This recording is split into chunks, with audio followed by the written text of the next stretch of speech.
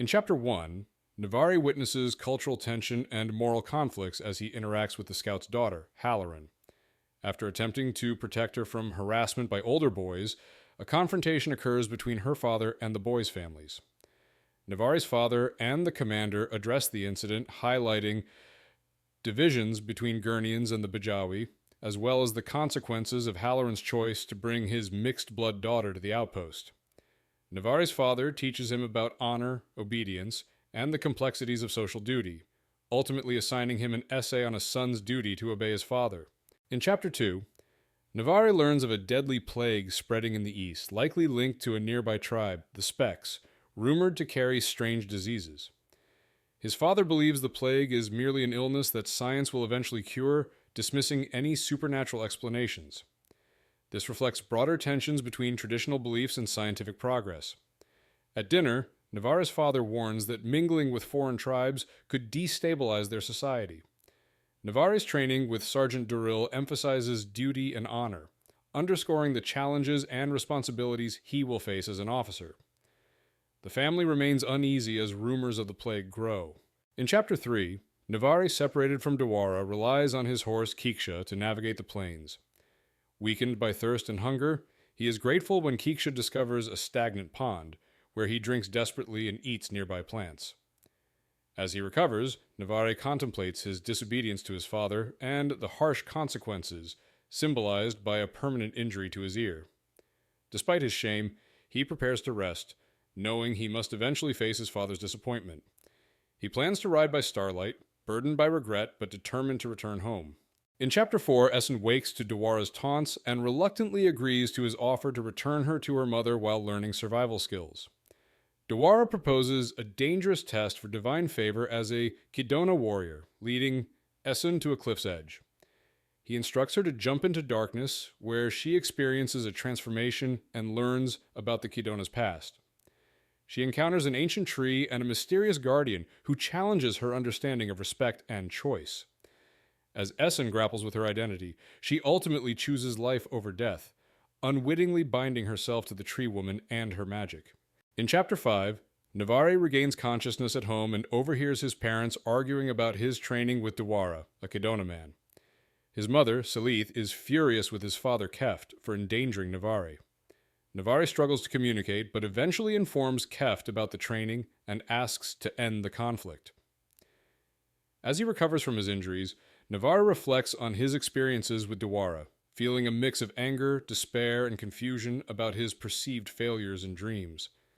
He decides to go hunting alone to prove himself and finds remnants of Dawara's presence, which intensifies his inner turmoil. In Chapter 6, Nevare trains under Sergeant Duril, who teaches him about Gernia's conflicts and cultural clashes. Before he departs for the academy, Nevare bids farewell to his betrothed, Carsina, and embarks on a journey with his father. Along the way, he witnesses nobles attacking a wind wizard, exposing him to the darker side of Gernian society. As they continue their journey, Nevare is captivated by the lush forests and their ancient beauty.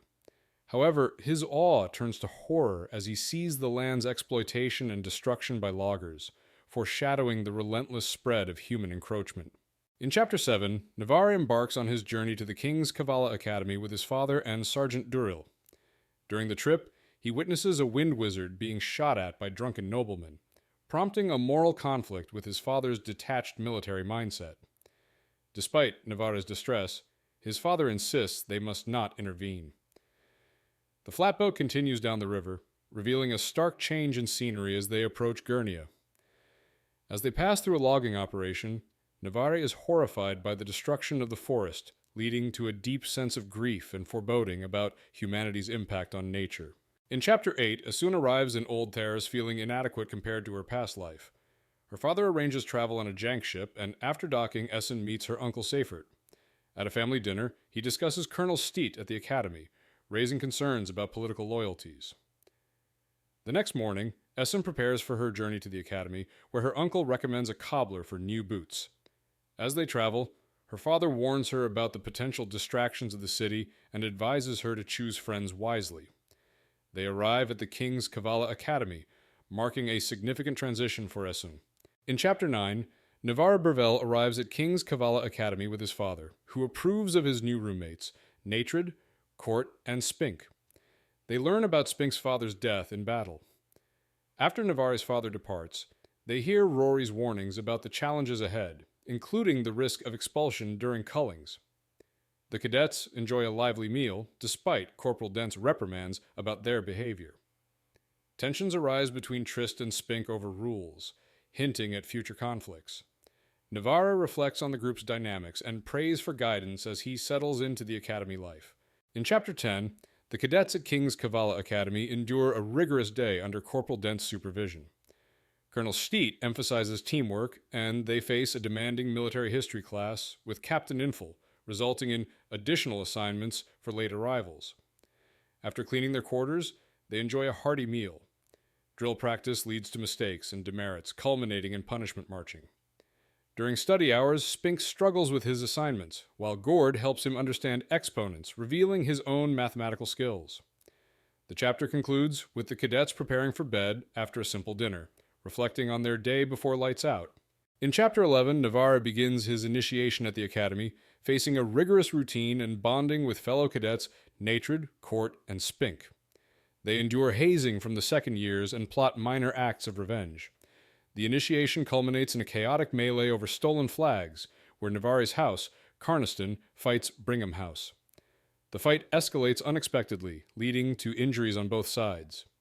Following the brawl, Colonel Steet warns of serious consequences, and 3 cadets are dismissed. Nevare feels relief for his own safety, but grapples with guilt as they lose comrades to the disciplinary actions. In Chapter 12, life at the academy stabilizes after a culling. Carl excels in engineering and drawing, leading Captain Maw to suggest he may become a scout. Tensions rise as Calder disrupts studies, resulting in Trist humiliating him. The cadets perform well in mounted drills, but Colonel Steet announces that they will use academy horses, affecting morale. Carl contemplates his feelings for Carsina while focusing on his studies. He receives a letter from his sister with a message from Carsina, including pressed flowers. However, the flowers disintegrate, leaving him puzzled and anxious about their meaning. In Chapter 13, tensions escalate at the academy as the Council of Lords approaches. Carl is disheartened by their father's absence and witnesses a fight between Spink and Trist. After visiting Gord in the infirmary, who claims he won't fight, Carl encounters a severely injured cadet, Lieutenant Tiber, who reveals he was ambushed. Dr. Amicus examines Tiber, raising suspicions about his condition, especially when Sergeant Rufy doubts Tiber was drunk. Carl shares the events with Spink, realizing Tiber's potential suspension could follow. The chapter ends with Carly reflecting on a vivid dream and feelings of dread. In Chapter 14, Nevare feels disheartened after being punished for his incomplete math assignment and hearing about Cadet Lieutenant Tiber's expulsion. Despite skepticism about Gord's injury, Nevare learns Gord is excited to see his family during the break. Nevare receives a letter from his uncle inviting him home, where his cousin Epony insists that Nevare's friend Spink join them. The chapter ends with the trio traveling to Nevare's uncle's house, where they enjoy a picnic, explore the gardens, and experience a strange moment when Nevare touches Epony, causing an unsettling reaction before a sudden rainstorm drives them indoors. In Chapter 15, Nevare and Spink discuss Epony's strange behavior after her arrival. Over dinner, Epony claims she can communicate with spirits, prompting a debate about its validity. Despite Nevare's skepticism, curiosity leads him to join Epony and Spink in a candlelit seance. As they hold hands in the dark, Nevare feels an unsettling connection with Epony, causing him to command her to stop. The atmosphere shifts, leaving them shaken. Epony later asserts that Nevare possesses an unusual aura tied to something ancient and powerful. After a taxing evening, Nevare struggles with the day's events but eventually falls asleep.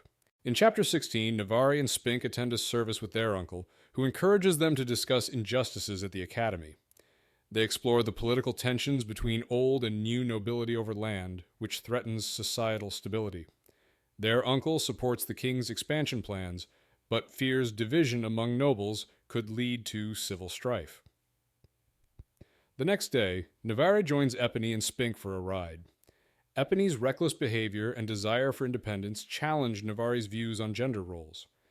She suggests a seance to investigate a strange occurrence, but unsettling revelations from a spirit leave Nevare questioning reality as Epony collapses. In Chapter 17, Nevare returns to the academy with Spink and his uncle, troubled by a recent seance with Epony. His uncle warns him to be cautious of Colonel Steed's response to their report and advises daily writing. Discovering their dorm room vandalized, Nevare reports it to Sergeant Rufa. Summoned by Colonel Steed, he recounts an incident involving Cadet Tiber, feeling intimidated but compliant. Afterward, Nevare faces criticism from his father for not consulting him first, leading to damage to his reputation as a snitch. He also learns that Lieutenant Tiber is being assigned to a difficult post, prompting Nevare's concerns about his own future. In Chapter 18, winter settles in as dark evening approaches, a night of prayers and celebrations. Tensions rise among the cadets due to increased taxation favoring the king, leading to a snowball fight that escalates into a brawl. Calder reveals rumors of a possible culling based on patrol scores, causing panic about potential dismissals. Spink is summoned to the commander's office and returns on probation for allegedly corrupting Epony, based on misleading accusations from Nevare's aunt. As Spink contemplates resigning from the academy to protect his peers, Natred urges him to fight for his honor and prove the colonel wrong. In Chapter 19, 3 days remain until the crucial section test and culling.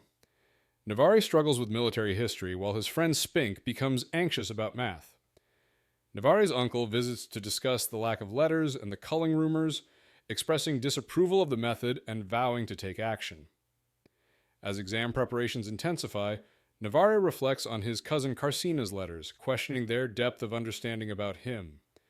Tensions rise among the cadets, with Spink falling ill from stress and despair. The night before the exams, Nevare experiences a disturbing dream, feeling conflicted about his identity and destiny, culminating in a fall that leaves him injured but determined to face the test. In Chapter 20, Nevare is unexpectedly appointed leader during a bridge-building test at the academy, challenging his confidence and adaptability. Though his team struggles with limited resources and fails to create a stable bridge, they manage to cross the creek, standing as the only patrol to succeed. Later, Captain Maw summons Nevare, revealing that the academy system favors the old nobility and that Nevare's patrol will be culled to maintain the balance of power. Maw offers Nevare a scout's position as consolation, but Nevare feels betrayed and faces a bleak future, realizing his dreams of becoming an officer are dashed. In Chapter 21, Nevare Burvelle navigates the chaotic Dark Evening Festival, seeking his cousin Epony. Amid bizarre street performers and unsettling scenes, he encounters a Speck woman whose dust dance unsettles him and stirs foreboding. When a keeper offers Rory a chance for a private encounter with the woman, Nevare warns him against it, but fears his friends will return to the temptation. Nevare later meets a former soldier-turned-freak show performer who recounts a tragic fall due to the Speck plague, highlighting the grim cost of military life. The disturbing encounters weigh on Nevare as he leaves, feeling disillusioned. In Chapter 22, Nevare escorts a drunken Calder back to the academy, reluctantly assisted by Dr. Amicus.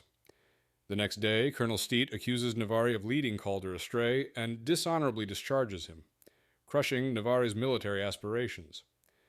Returning to his quarters, Nevare realizes he feels physically ill as well. He, along with other cadets, is soon quarantined by Dr. Amicus, who suspects an outbreak of the Speck plague following the previous night's festival where Specks had performed a dance. Steed is outraged but begins to understand the severity, as the doctor declares the quarantine necessary to prevent a wider epidemic. In Chapter 23, Nevare Burvelle fights the Speck plague in an infirmary while experiencing dreams of a barren landscape and the tree woman's magic. Realizing he is part of a scheme to merge his people's magic with intruders, he struggles against the darkness overtaking him. Tree Woman commands him to live, and he fights to save Epony from death. As Spink dies, Nevare uses his iron magic to sever the bond with his other self and destroy the bridge to Tree Woman's world. He wounds Tree Woman with his saber, causing her to fall, but is then violently ejected from her realm,